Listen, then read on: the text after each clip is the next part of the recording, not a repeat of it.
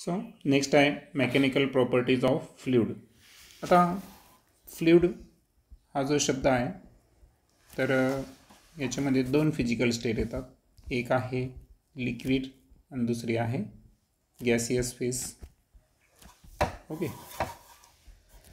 आता एक लक्षात ठेवायचं आहे की जेव्हाही एखादा ऑब्जेक्ट हा सबमर्ज केलेला असतो तर त्या अगोदर मी तुम्हाला थोडंसं आठवण करून देतो की प्रेशरचा जो फॉर्म्युला आपण या अगोदर पाहिला होता. तर प्रेशर काय आहे? Applied force upon area. हे फॉर्म्युला आपण लर्न केला होता. आता आपल्याला इथे लक्षात आलं असेल की इथे एक ऑब्जेक्ट आहे, बरोबर आहे का, की जो कशामध्ये सबमर्ज आहे, फ्लुइडमध्ये आहे आणि रेस्ट पोझिशनला आहे. त्याच्या वेळेस हे जे सराउंडिंगचं फ्लुइड आहे तर त्यावर काय करतो या ठिकाणी प्रेशर एक्झर्ट करतो. आणि हा प्रेशर एक्झर्ट होत असताना एक लक्षात ठेवायचं आहे की हा जो फोर्स या ठिकाणी अप्लाय होणार आहे. ओके, सो फोर्स जो आहे it is always perpendicular to the object surface. Okay, so जो ऑब्जेक्टचा सरफेस असेल, सरफेस ऑफ ऑब्जेक्टला हा फोर्स परपेंडिक्युलर असणार, नॉर्मल असणार. ओके,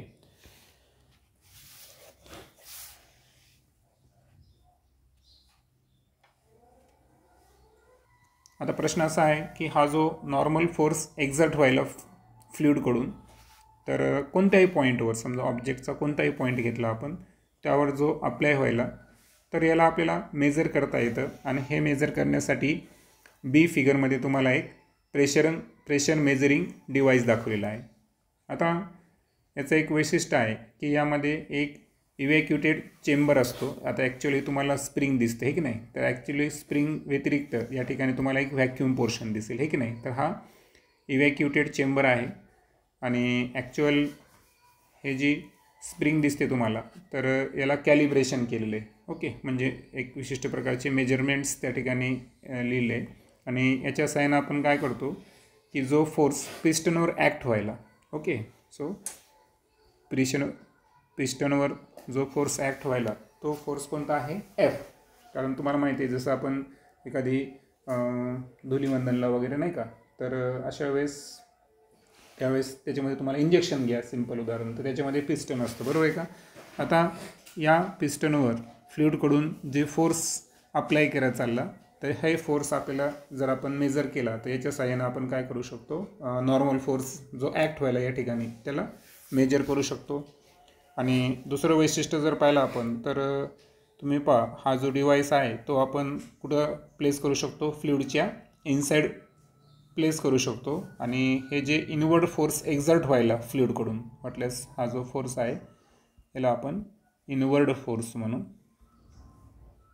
ओके, इनवर्ड फोर्समुळे प्रेशर जो पिस्टन आहे तो आत ढकलला जातो. ओके, आणि त्या इनवर्ड फोर्सला बॅलेन्स करणारा स्प्रिंगचा स्वतःचा फोर्स असतो आहे की नाही. सो त्याला बॅलेन्स करणारा स्प्रिंगचा फोर्स त्या ठिकाणी अवेलेबल असतो. आणि सो त्याच्या साहाय्यानं त्या ठिकाणी काय केलं जातं? अप्लाइड फोर्स कॅल्क्युलेट केला जातो. सो ओव्हरऑल फर्स्ट फिगरमध्ये आपण पाहिलं की जे लिक्विड आहे बेकरमध्ये तर ते सबमर्ज ऑब्जेक्टवर या ठिकाणी जो फोर्स लावायला तर हा ऑल पॉईंट्सला कसा असणार? परपेंडिक्युलर असणार. ओके, हे एक पॉईंट पहिला क्लिअर झाला. आणि दुसरा पॉईंट जे आपण लर्न केला तर बी फिगरमध्ये एक आयडियलाइज डिव्हाइस आहे ज्याच्या साहाय्यानं आपण काय करणार? प्रेशर मेजर करणार. ओके, आणि ॲक्च्युली तर आपण फोर्स मेजर करणार आणि अप्लाइड एरिया जर माहीत असेल तर यावरून आपण प्रेशर कॅल्क्युलेट करू शकतो. सो आता आपण असं कन्सिडर करू की जे एफ आहे तर एफ आहे नॉर्मल फोर्स. सो त्याचा आपण मॅग्निट्यूड या ठिकाणी कन्सिडर करू. So F is the magnitude of normal force. Okay, त्यानंतर जो पिस्टनच्या ज्या एरियावर तो ॲक्ट व्हायला तो एरिया आपण ए कन्सिडर करू. So A is the area of piston. आणि अशा केसमध्ये जर आपल्याला ॲव्हरेज प्रेशर काढायचं असेल, ओके, सो आपण काय काढायलो? Average pressure. आणि ॲव्हरेज प्रेशर जे आहे तर त्याची डेफिनेशन काय असेल? Normal force upon unit area. So we can write it is the normal force acting on the per unit area. Okay. आणि यावरून फॉर्म्युला जो असेल P average is equal to force upon area. आता प्रत्यक्षात जर पाहिलं आपण तर होतं काय माहिती आहे का, की जो पिस्टनचा एरिया आहे ना तर हो अतिशय स्मॉल आहे पहा. म्हणून प्रेशर जे आहे ना तो लिमिटिंग सेन्समध्ये आहे आणि त्यामुळं आपल्याला या ठिकाणी जर टोटल प्रेशर काढायचं असेल, ओके, सो प्रेशर जर कॅल्क्युलेट करायचं असेल आपल्याला तर आपल्याला काय करावं लागतं, या ठिकाणी लिमिट द्यावं लागतं. आणि लिमिट काय दिला आपण की डेल्टा ए टेंड्स टू 0, कारण जो पिस्टनचा एरिया आहे तो अतिशय स्मॉल आहे आणि सो आपण काय करणार, change in force upon change in area. Okay, हा एक फॉर्म्युला या ठिकाणी ॲप्लिकेबल करणार. आता एक लक्षात ठेवायचं आहे की प्रेशरची काही वैशिष्ट्ये आपण लक्षात ठेवायची आहे. आणि ती वैशिष्ट्य म्हणजे काय की प्रेशर जे आहे सर्वप्रथम ही एक स्केलार क्वांटिटी आहे. ओके. त्यानंतर कारण ॲक्च्युअली याच्यामध्ये काय करतो माहिती आहे का आपण, की फोर्सचे असे कंपोनंट घेतो की जे एरियाला नॉर्मल असतात, बरोबर. सो दॅट्स वाय इथे आपण लक्षात ठेवायचं की ती स्केलार क्वांटिटी आहे. त्यानंतर तिचे जर आपण डायमेन्शन्स जर पाहिले तर डायमेन्शन्स आहेत 1 इन मास, त्यानंतर -1 in length and -2 in times. त्यानंतर जे SI युनिट्स तर आपल्याला माहीतच आहे, न्यूटन पर मीटर स्क्वेअर किंवा पास्कल. आता पास्कल हे जे युनिट आलेलं आहे ना ते त्याबद्दल पण लक्षात ठेवायचं की जे ब्लेज पास्कल नावाचे सायंटिस्ट होते तर त्यांनी फ्लूइड प्रेशरवर एक पिओनियरिंग स्टडी केली, म्हणजे एक जनक म्हणू आपण त्याला, हे की नाही, फ्लूइड प्रेशरचे. आणि त्यांच्या स्मरणार्थ आपण त्याला नाव दिलं आहे. आता काही हे झालं SI युनिट. आणि काही प्रेशरचे कॉमन युनिटसुद्धा आहेत की जे इथे यूज केले जातात. तर यामध्ये ॲटमॉस्फिअर आहे पहा. आता सी लेवलवर तुम्हाला माहिती आहे 1 ॲटमॉस्फेरिक प्रेशर म्हणजे pressure exerted by the atmosphere at sea level. हे तुम्हाला स्टँडर्ड 8मध्ये पण झालेलं आहे. आणि तुम्हाला माहीत असेल की 1 ATM प्रेशर जो आहे हा पास्कलमध्ये जर कॅल्क्युलेट करायचा असेल तर 1.013 इंटू 10⁵ पास्कल. ओके. त्याच्यानंतर बार वगैरे असे पण बरेचसे आहेत.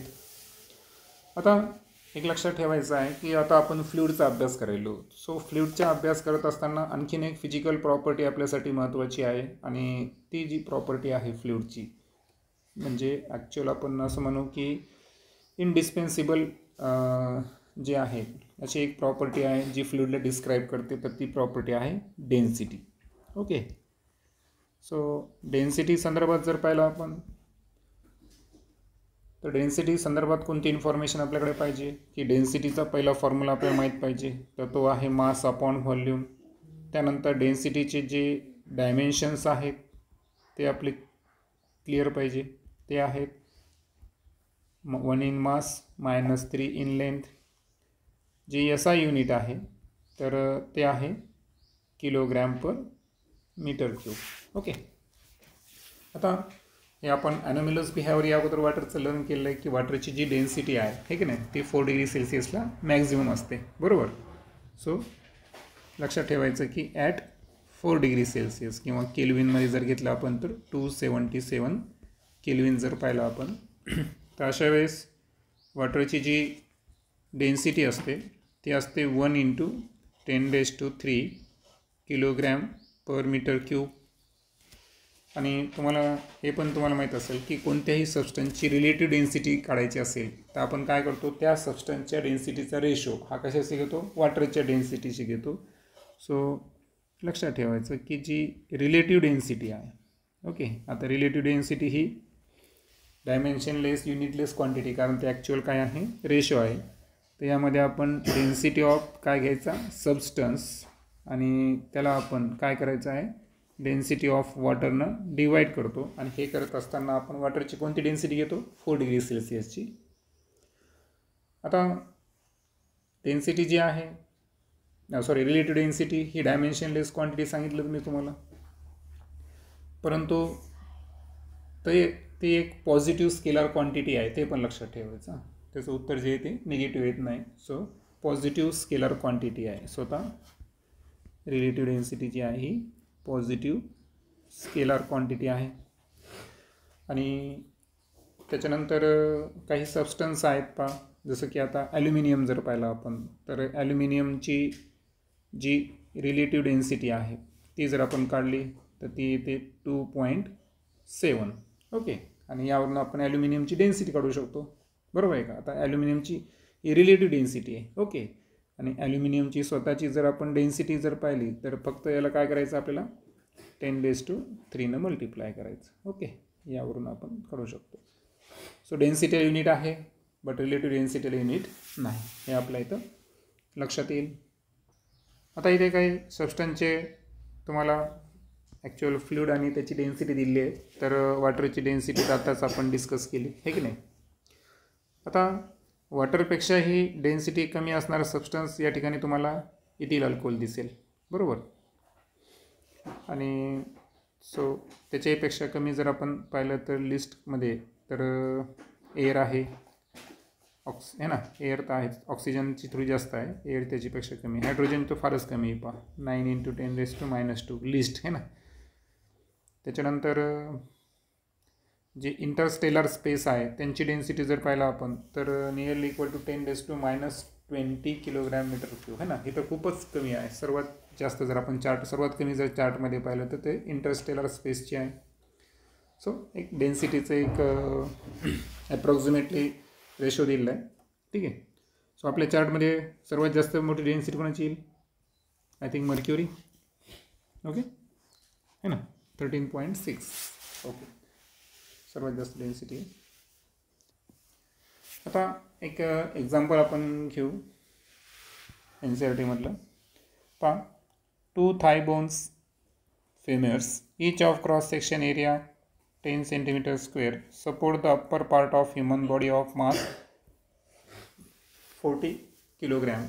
Estimate the average pressure sustained by femurs. आता पहा, टोटल क्रॉस सेक्शन जो एरिया दिलेला आहे आपल्याला तो किती दिलेला आहे, 2 thigh bones each of cross section, बरोबर. ईच ऑफ असल्यामुळे आपण इथं काय करणार, की 2 असल्यामुळे आपण इथं काय करणार, 2 थाय बोन असतात, दॅट्स वाय 2 ना आपण 10 cm² ला काय करणार, मल्टिप्लाय करणार.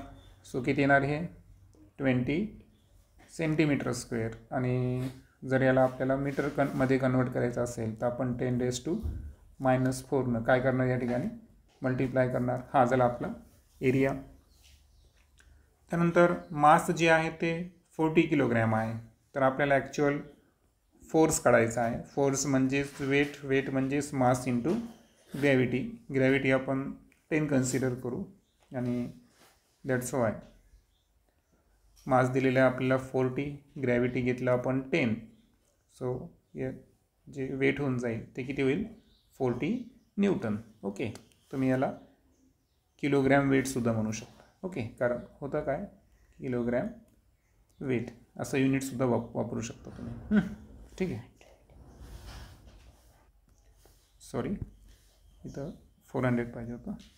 Okay okay.